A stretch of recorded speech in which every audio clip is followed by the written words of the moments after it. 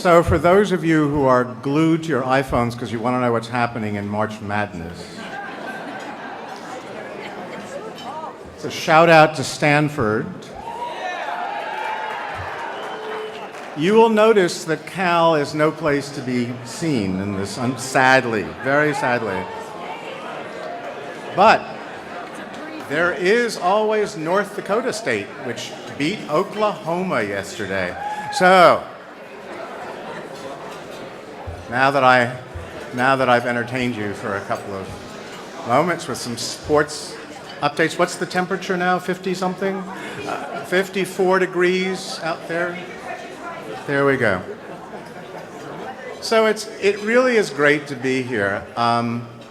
When I left the transition team 2009 and came back, I decided I wanted to write a book that told the stories of great systems of support for kids and mentoring, providing caring, stable adults for children is one of them. And I write about a number of organizations, and in many ways the star of the show is this one. So I was thrilled to be asked to talk to you. So let me tell you a little story about a guy named Lester Strong. 50 odd years ago, he was growing up in a steel mill town in Pennsylvania. His third grade teacher came to his parents and said, you know, I hate to tell you this, but your son is retarded. Maybe he can live on his own, and maybe he can make a living as a laborer. But little Lester didn't believe that, and more importantly, neither did three adults who knew him well.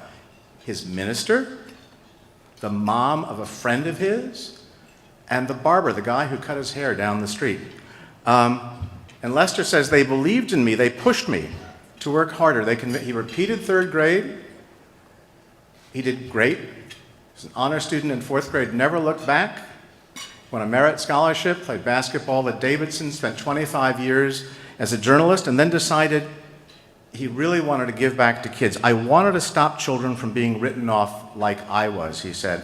And Lester changed careers. He is now the president of an organization called Experience Corps, which enrolls volunteers 55 and over to work in schools, tutoring kindergarten through third graders in reading, and also giving them the kind of support that grandparents, in effect, can give to kids. Lester's story is a great story, but it's not a unique story. Everybody who makes it in one way or another has had a mentor early in his or her life.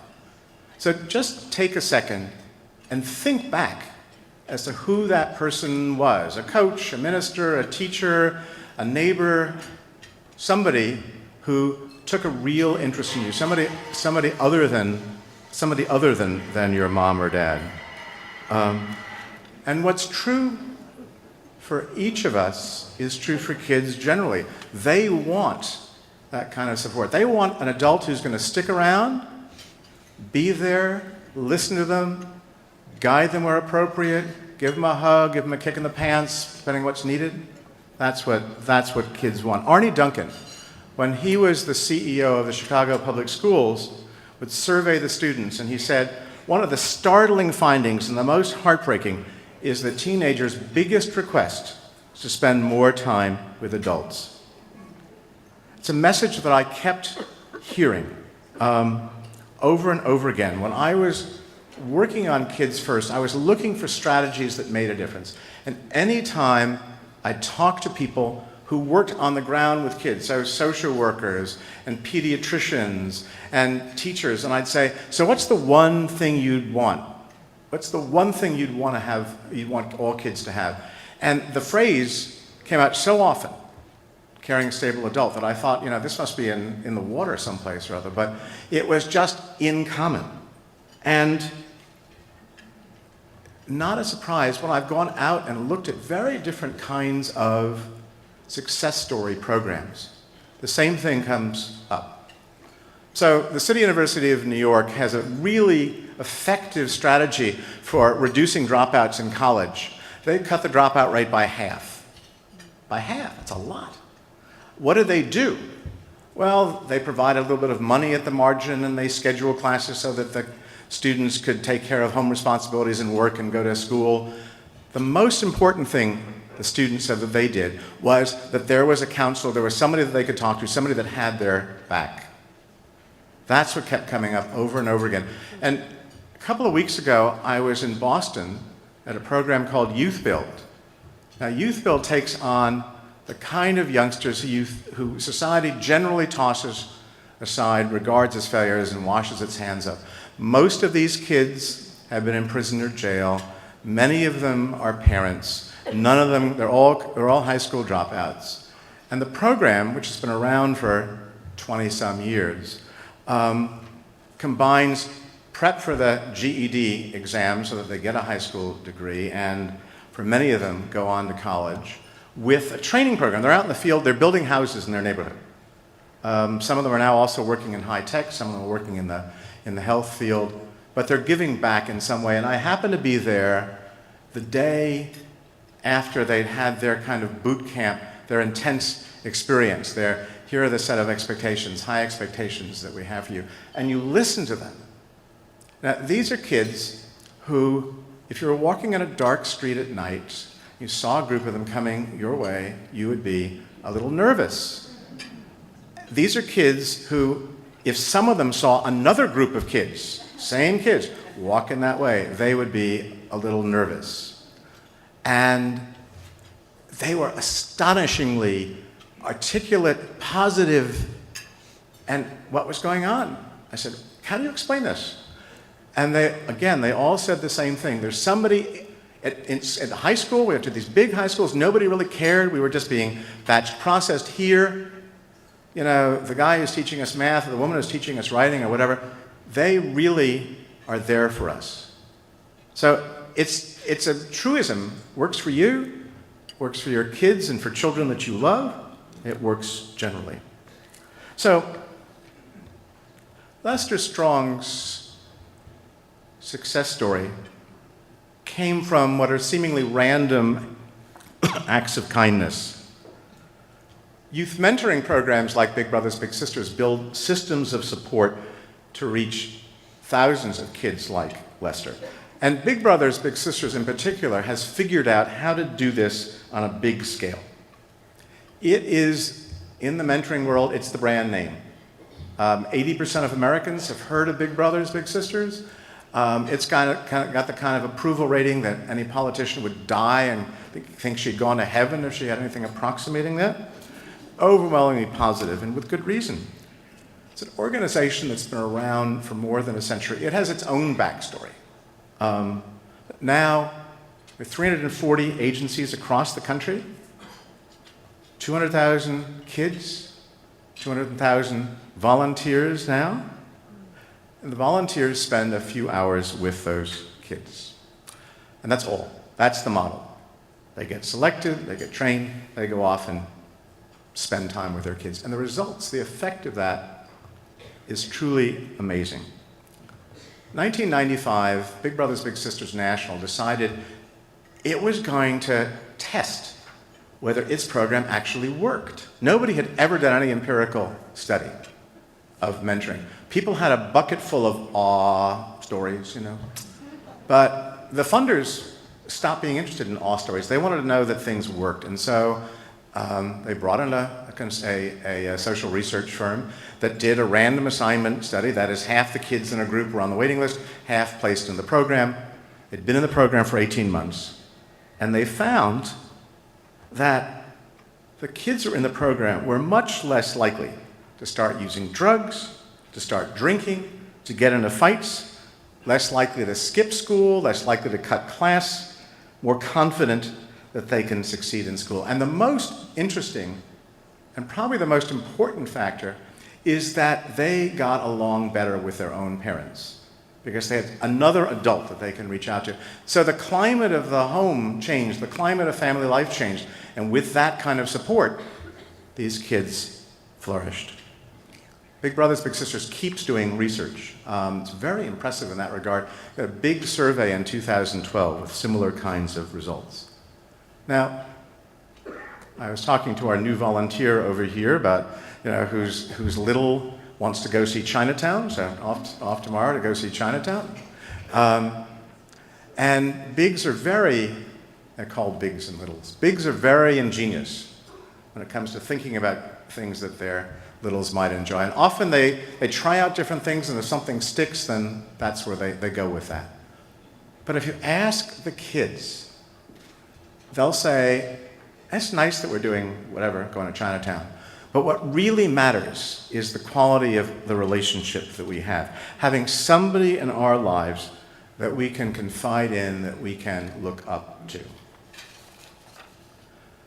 So, Big Brothers National, so too Big Brothers Bay Area, opened its doors over half a century ago. It enrolls 1,000 youngsters in greatest need, 85% of them poor kids, 90% of them in one-parent families. And it too has surveyed the parents to see whether it's making a difference. And they'll tell you, children who've been in the program for more than a year, their kids are doing better in school, they have a better attitude toward education, they're less aggressive, they have more trust in adults to help with problems, they have a more positive attitude toward their future. What's happening, in other words, is that these relationships are bending the arc of children's lives. They're showing them alternative futures to those they know. So the sad part of this story, here and nationally, is that there is a scarcity of mentors, particularly male mentors of color, because many black families, many Latin American families, Latino families want to be matched with someone from their group. It's been hard to find, but it's been hard generally to find recruits for this program. 20 years ago, Bill Clinton, Colin Powell, Oprah Winfrey, all of them got behind mentoring. There was the Million Man campaign.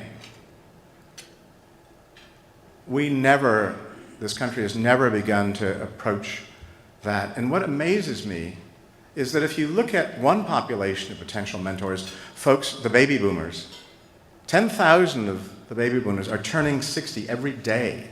And if you ask them, the men and women, what do you want to do? They don't say, I want to play mahjong, or I want to play golf, or I want to go shopping. They say, I want to get, although I'm sure all those things are going to happen,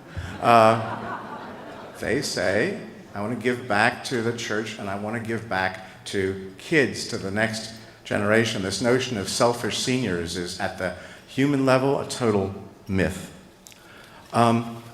So this is where the people in this room come in, as potential mentors and as financial contributors. Both are needed by this organization.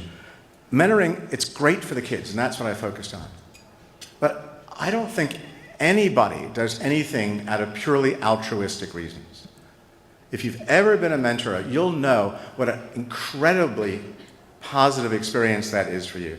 To have a kid who doesn't know you as the bank president or the lawyer or the doctor or the head of the sales force or the high-tech guru, but just knows you as a guy or a woman who really cares about him or her. That's a remarkable feeling, not one that we get enough of in this society. So I hope that some of you decide that it is a good use of your time to volunteer for the program. Because when you're mentoring, you're enacting the golden rule. You're doing for these youngsters what you would want for your own children or for children whom you love. So I hope this evening convinces some of you to volunteer and all of you to write a bigger check than you had in mind. By the way, I was not put up to that question. Pure me. It costs about $2,500 a child to make sure that the potential volunteers are screened, that they're well matched with the kids, and to provide the continuing support that helps relationships thrive. And that's crucial. Quality matters. We tend in this society to say, high quality X and then let it go with that. But this organization knows, for example, that if you have a poor kid and the mentor, flakes in 3 or 5 months, that's doing harm to that kid. That's just another confirmation that some adult is not going to be in his life. And the norm was 12 months, now 18 months of a relationship. That really builds a solid basis. If you care about kids, and you do, that's why you're here, it's hard for me to imagine a better investment than this organization. Thank you.